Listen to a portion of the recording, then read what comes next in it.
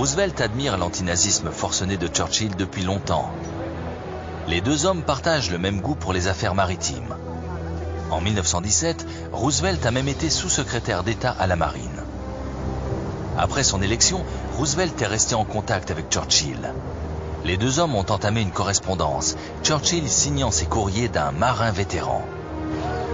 Roosevelt ne se fait aucune illusion. Il sait qu'un jour l'agression nazie poussera son pays à la guerre. Il commence donc un travail de longue haleine, convaincre son opinion publique de se préparer à cette éventualité. I am a pacifist, but I believe you and I will act together to protect and to defend our science, our culture, our American freedom, and our civilization. En juillet 1940, il approuve l'expansion et la modernisation de la flotte. Il lance la construction de 6 nouveaux cuirassés et d'une nouvelle catégorie de porte-avions.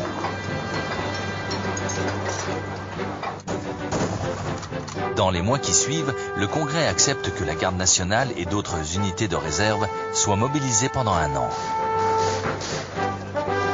En septembre, alors que l'armée américaine compte déjà 190 000 hommes, le nombre des recrues est augmenté, en limitant le nombre de conscrits choisis par tirage au sort. The first number drawn by the Secretary of War is serial number 158. Le même mois, Roosevelt annonce avoir conclu un marché avec les Britanniques. Selon cet accord, les États-Unis leur fourniront 50 destroyers datant de la Première Guerre mondiale en échange d'un bail de 99 ans sur des bases situées au Canada et dans les Caraïbes. La Royal Navy attend depuis si longtemps des navires d'escorte pour protéger ses convois que les destroyers sont livrés avant même que l'accord ne soit signé.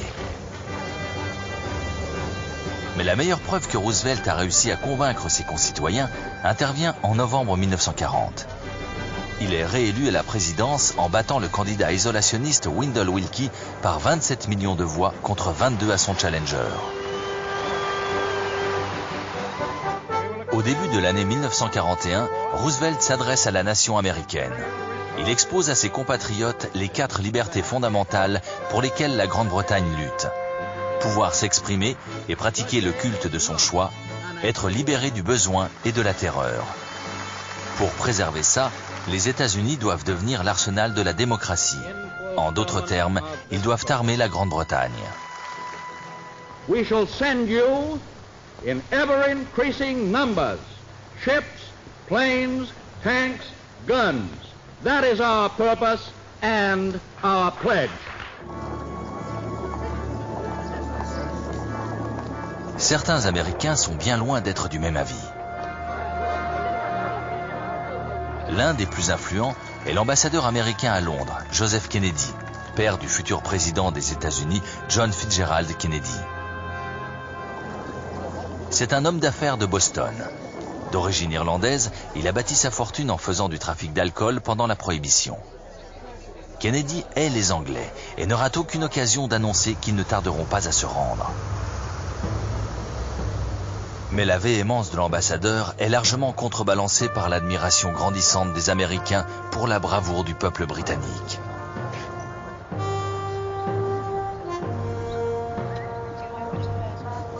Les interventions du correspondant de CBS à Londres, Ed Murrow, jouent un rôle fondamental dans cette prise de conscience. This is London. I remember the evening of Sunday, December 29th. It was just like any other winter evening. The first bombers were over London at about 6:30.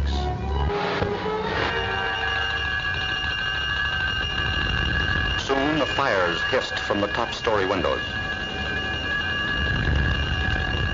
Hitler once boasted, "I will rub out their cities." This is what he meant.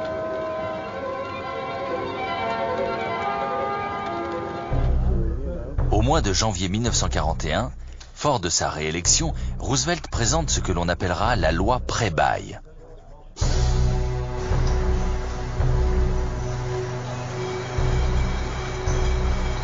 les États-Unis fourniront à la Grande-Bretagne et à la Chine l'armement et le matériel dont elles ont besoin pour combattre.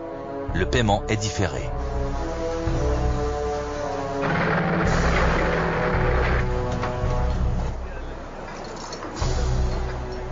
Le prêt-bail doit permettre aux Britanniques de faire face. Finalement, personne ne s'inquiète du montant de la dette, surtout pas Roosevelt qui a un plan. Contrairement à 1917, si les États-Unis doivent rentrer en guerre, ils le feront en s'appuyant sur une solide industrie d'armement. L'Amérique fourbit ses armes. En secret, l'état-major de Roosevelt établit une stratégie commune avec les militaires britanniques.